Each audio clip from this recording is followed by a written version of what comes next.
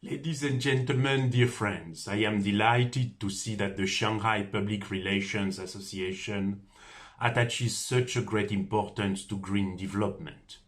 I am honored to share my views on environmental issues with so many distinguished personalities and experts. Our global economy is in need of a better growth, of a qualitative growth. It requires an immense mobilization of our governments, of our businesses, as well as of our societies. Such a mobilization can only take place if it is triggered by a mindset change. Combined with other social forces, among them educators, media influencers of all sorts, I am convinced that the Shanghai Public Relations Association can contribute to the shaping of this new mindset for a truly sustainable and harmonious 21st century. We are all preoccupied by the series of immediate and severe crises that our global village is facing. Armed conflict in the middle of the European continent, inflation that punishes the most those who live in already precarious conditions, geopolitical tensions among big powers that translate into decoupling, alarming economic and technological inequalities, and the COVID-19 pandemic. In parallel, the instruments of multilateralism, for example the COP, the G20, and even the United Nations, are weakened by the divisions of the international community.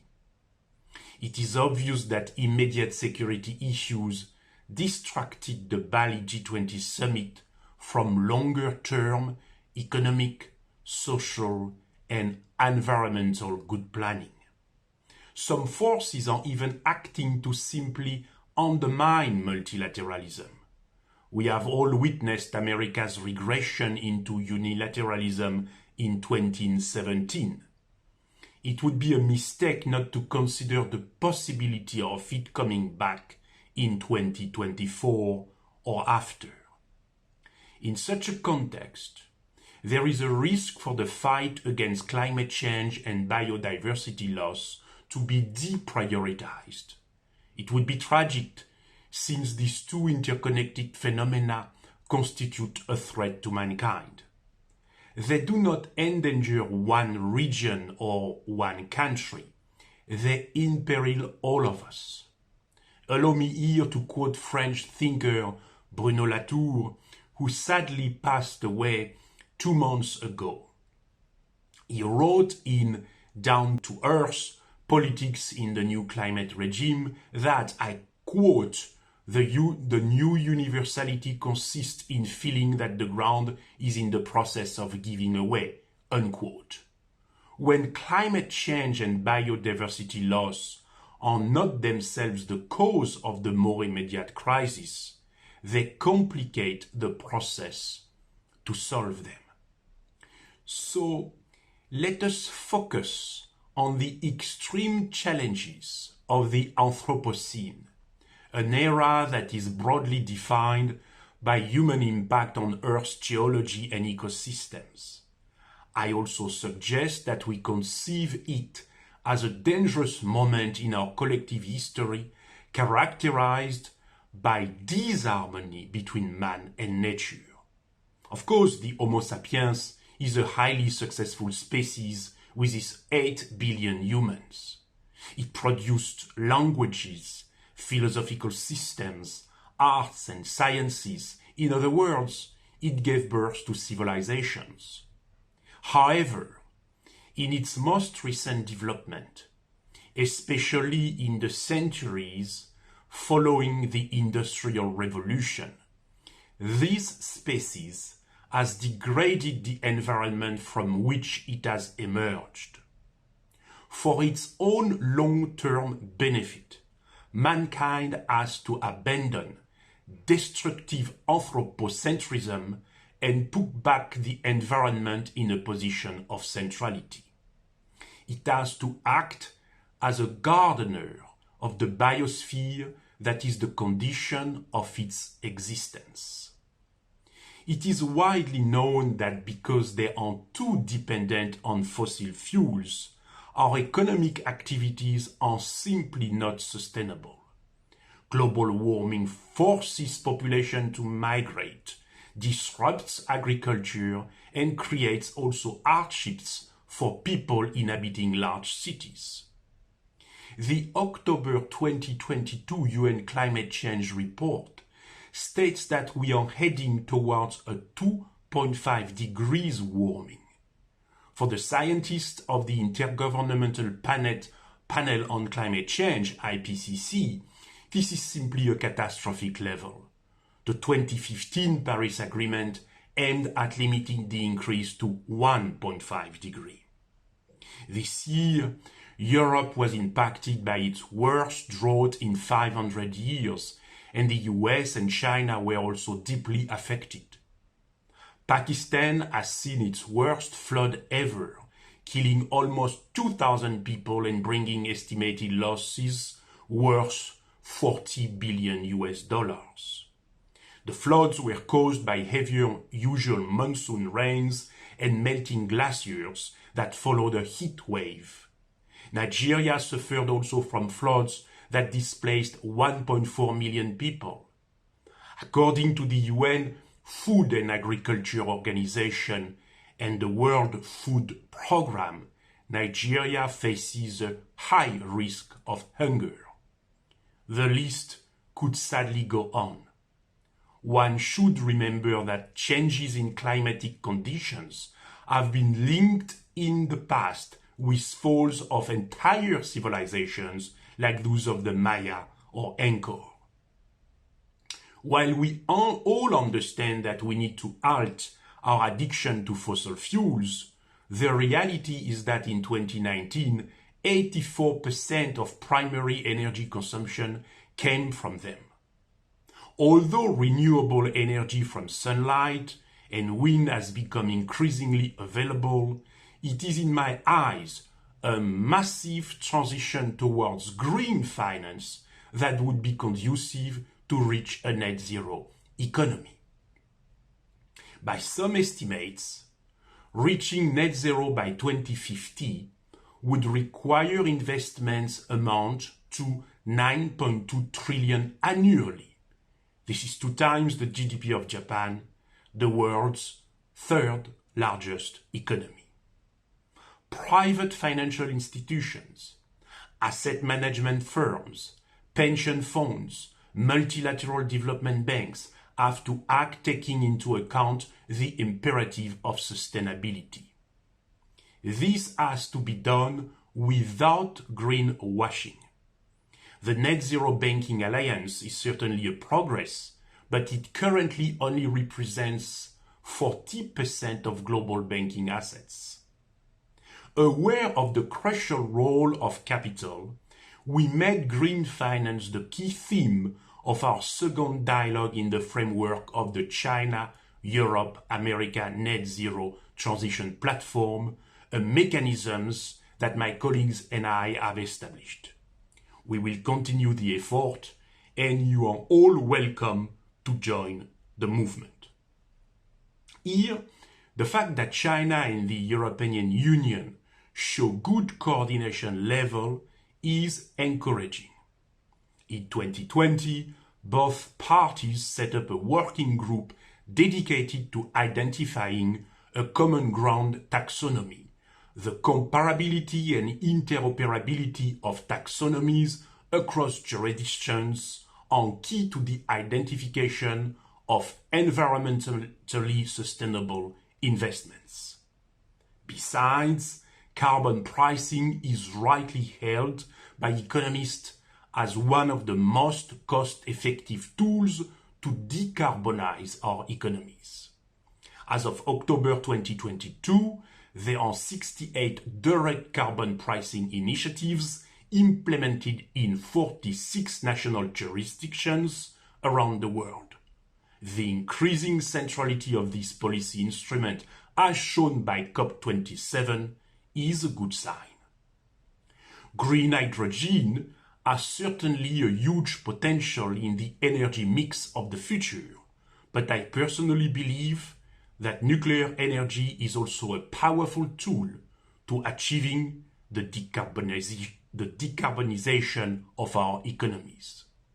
Home to 53 nuclear power units and with 23 units under construction, I consider that China is making the right choice, a truly strategic positioning.